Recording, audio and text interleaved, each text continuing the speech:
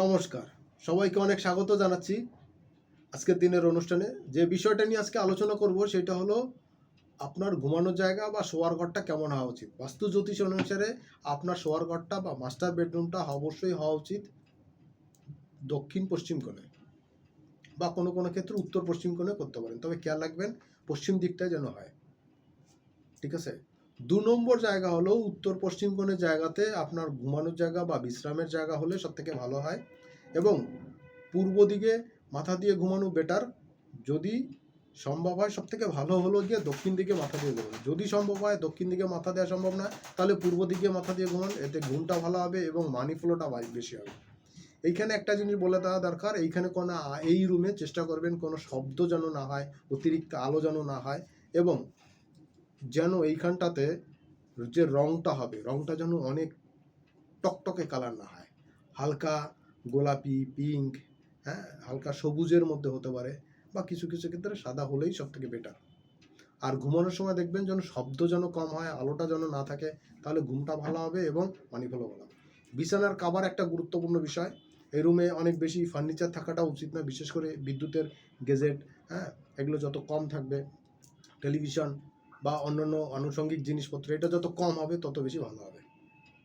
2 নম্বর বিষয় হলো যে বিছানার কাভারটা করবেন, এই বেডশিটটার রং, হ্যাঁ, এই রঙগুলো যদি কিনা হালকা গোলাপির ভিতরে হয়, একটু সাদার মধ্যে হয়, পিঙ্ক হোয়াইট হয়, হ্যাঁ, কিছু কিছু ক্ষেত্রে সবুজ হতে পারে, হালকা ব্লুইশ হতে পারে, হ্যাঁ, রুমের পর্দা কালারটা ব্লু গ্রিনের মধ্যে যদি করতে পারেন, হ্যাঁ, তাহলে আপনাদের জন্য খুব ভালো হবে।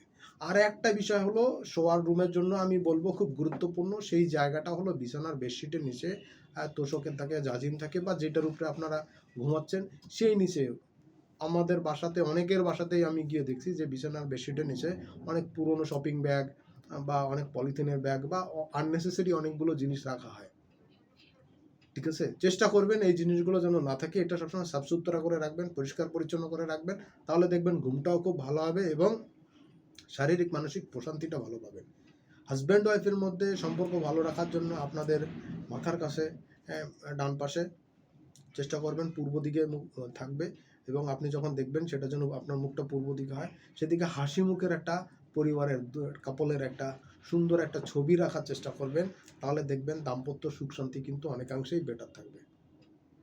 সুখ শান্তিও ভালো থাকবে, শরীর মনের মধ্যে কিন্তু একটা প্রশান্তি থাকবে। চেষ্টা করবেন কোনো রকম আয়না না রাখতে।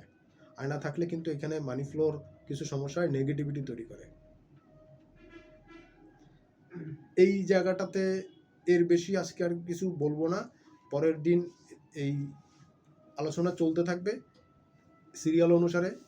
পরের এপিসোডগুলোতেও আরও বিস্তারিত আলোচনা করব বাস্তুর অন্যান্য টপিকস নিয়ে। যদি এর বাইরে আপনারা কোনো কিছু জানতে চান, আপনাদের কিছু জানার থাকে, বিশেষ প্রশ্ন থেকে অবশ্যই জানাবেন, সে নিয়ে আলোচনা করবো। আর যারা আজকের দিনে প্রথম দেখছেন বা চ্যানেলটা এখনও সাবস্ক্রাইব করেনি অবশ্যই করবেন, আর সঙ্গে সঙ্গে বেল বাটনটি অন করে রাখবেন, কারণ আমি যখনই জ্যোতিষ বা বাস্তু জ্যোতিষ নিয়ে আলোচনা করব তার নোটিফিকেশন সবার আগে আপনার কাছে পৌঁছে যাবে, আর এর মাধ্যমে আপনার সঙ্গে আমার সম্পর্কটা কিন্তু চিরস্থায়ী হবে। সবাই অনেক ভালো থাকবেন, সুস্থ থাকবেন, সামনের দিন আবার দেখা হবে। আজকের মতন এখানে বিদায় নিচ্ছি। নমস্কার।